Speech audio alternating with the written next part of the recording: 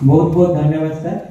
जो कथाटी कहले जे आमे जदि कोरोना भली गोटे रोग को जदि आमे हरै पारछु ताहले फैलेरिया को काहे पारिबानी।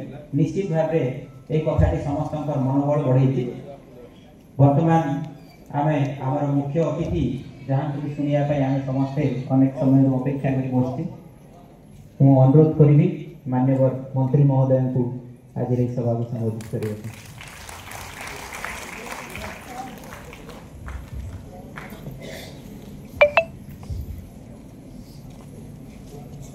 बोलो भारत माता की।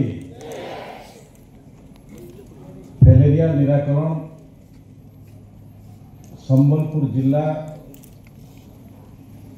सीडीएमओ ऑफिस तरफ आयोजित होता प्रथम कार्यक्रम। ये कार्यक्रम मंचरे मंचासीन समस्त वरेण्य अतिथिवृंद, संबलपुर सांसद, एचआरटी मिनिस्टर प्रतिनिधि, पूर्वतन विधायक नावरी नायक महाशय, आमर नेता संबलपुर विधायक प्रतिनिधि पुरोहित आज्ञा, कलेक्टर महाशय, कमिश्नर महाशय, आम सीडी आशा दीदी, श्रद्धेय छात्र छात्री, प्रेस मीडिया बंधुगण समस्त को मो तरफ अभिनंदन। सबुठ मु धन्यवाद देवी जीएम कॉलेज छात्र छात्री मैंने उपस्थित रही कार्यक्रम को अति शोभावर्धित कर कार्यक्रम आज गोटे नया दिशा देते। आपण माने ही आमर भविष्य।